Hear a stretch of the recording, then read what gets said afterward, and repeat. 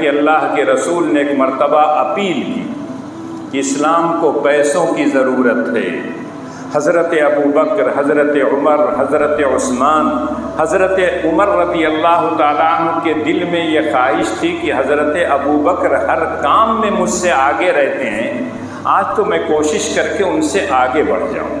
بڑی خوش اللہ کے رسول کی مجلس سے نکلے، گھر آئے تو کہا کہ سارے سامان کو 2 حصوں میں بانٹ، جھاڑو، پتیلی، پتیلا، بستر، چادر، سب غلہ جو کچھ بھی ان کے یہاں تھا سب آدھا آدھا کیا، اور آدھا سامان لے کے اللہ کے رسول صلی اللہ علیہ وسلم کی مجلس میں حاضر ہوئے۔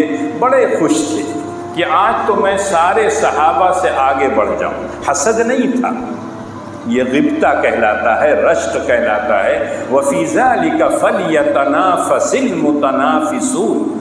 کسی آدمی کو اچھا کام کرتے ہوئے دیکھیں، آپ کی خواہش ہو کہ میں بھی وہ اچھا کام کروں، کسی بچے کو آپ اچھا کام کرتے ہوئے دیکھیں، آپ کی خواہش ہو کہ میرا بیٹا، میرا پوتا، میرا ناتی بھی وہ اچھا کام کرے، اس کو غبطہ کہتے ہیں، اس کو رشک کہتے ہیں، اور یہ اچھی چیز ہے۔ لیکن کسی آدمی کو اچھا کام کرتے ہوئے دیکھ کے دل میں جو جلن ہوتی ہے اس کو حسد کہتے ہیں۔ اور حسد کے بارے میں اللہ کے رسول نے کہا جیسے آگ لکڑیوں کو جلا دیتی ہے، ایسے ہی حسد ہماری تمام نیکیوں کو جلا دیتی ہے۔ اور قرآن جب پڑھیے تو قرآن نے جن چیزوں سے پناہ مانگنے کی ہمیں ترغیب دی ہے اس میں ہے من شر حاسد اذا حسد۔ جب کوئی آدمی آپ کا حاسد ہو جاتا ہے تو اس کے شر سے بچنا بڑا مشکل کام ہوتا ہے۔ اللہ کی پناہ اگر مل گئی تب تو بچ جائے۔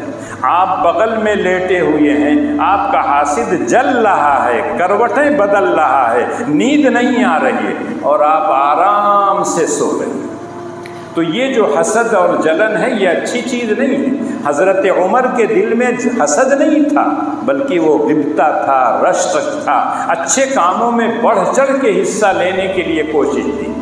اس کے بعد اللہ کے رسول نے حضرت عمر سے پوچھا کیا لے آئے ہو؟ تو بڑے خوشی خوشی کہا اللہ کے رسول سارے گھر کے سامان کو 2 حصوں میں بانٹ کے آدھا حصہ آپ کے لیے آیا، آدھا حصہ گھر والوں کے لیے چھوڑ دیا۔ جب حضرت ابو بکر رضی اللہ تعالیٰ عنہ سے اللہ کے رسول نے پوچھا ابو بکر تم کیا لے کے آئے؟ حضرت ابو بکر کے بارے میں آتا وہ یار غار تھے، مزاج نبوت کو پہچاننے والے تھے۔ جب اللہ کے رسول نے حضرت ابو بکر سے پوچھا تو کہا جھاڑو دے کے سارا سامان اٹھا لے آیا ہوں، گھر والوں کے لیے کچھ نہیں چھوڑا۔ یہ وہ اعتماد اور بھروسہ تھا اللہ پر۔ ہم آپ تو سال بھر کا غلہ رکھے رہتے ہیں، اس کے بعد کیا کہتے ہیں کچھ ہیے نہیں، 20 جوڑا کپڑا رکھے رہتے ہیں، کہا میرے پاس کپڑا کہاں ہے۔ اسی طرح سے ساری نعمتیں ہمارے گھروں میں رہتی ہیں لیکن ناشکری کے کلمات رہتے ہیں۔ انہوں نے کہا سب میں اٹھا لے آیا ہوں، اللہ اور اس کے رسول کو گھر میں چھوڑ کے آ گیا ہوں۔ عثمان غنی، ان کا لقب ہی غنی ہے، مالدار، ذی النورین ان کو کہا جاتا ہے۔ اللہ کے رسول کی 2 بیٹیوں سے ایک کے انتقال کے بعد دوسرے سے آپ کی شادی ہوئی تھی۔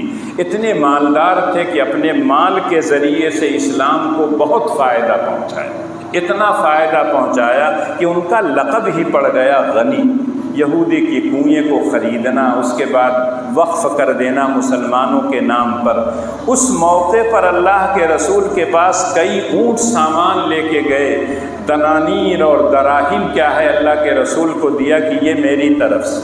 وہیں ایک بدو آتا ہے، ایک غریب آدمی آتا ہے جو دن بھر میں 2 سیر کھجور کماتا تھا، 1 سیر گھر والوں کے لیے چھوڑ کے آیا اور 1 سیر اللہ کے رسول کے پاس لے کے آیا کہ اللہ کے رسول یہ میری کمائی کا آدھا حصہ ہے، اس کو قبول کر لیجیے۔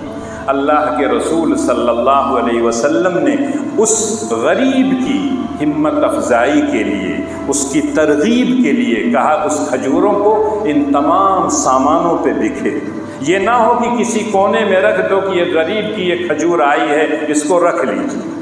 آج اگر کوئی آدمی زیادہ دیتا ہے کسی بیوہ کو، کسی یتیم کو، کہیں مسجد میں چندہ دے دیا، کہیں مدرسے میں چندہ دے دیا، تو ایسا سمجھتے ہیں بس ایک دم ایک غریب جو 10 روپیہ کماتا ہے اگر اس میں سے وہ 1 روپیہ دیتا ہے خلوص اور للہیت کے ساتھ، ریاکاری نہیں، نام و نمود نہیں ہے، آپ یقین کیجئے اس 1 روپے میں جو برکت ہوگی وہ لاکھوں روپے میں نہیں۔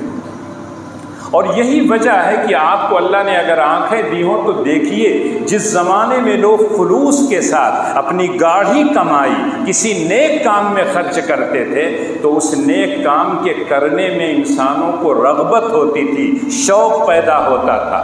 یقینی طور پر اگر ایک صدقہ 1 کھجور کا وہ کرتا ہے، اس کو بڑھا کر اللہ تعالیٰ پہاڑ کے برابر کر سکتے ہیں، تو اگر وہ اتنے صدقہ کرے، گھر کا پورا مال خرچ کر دے، آدھا مال خرچ کر دے۔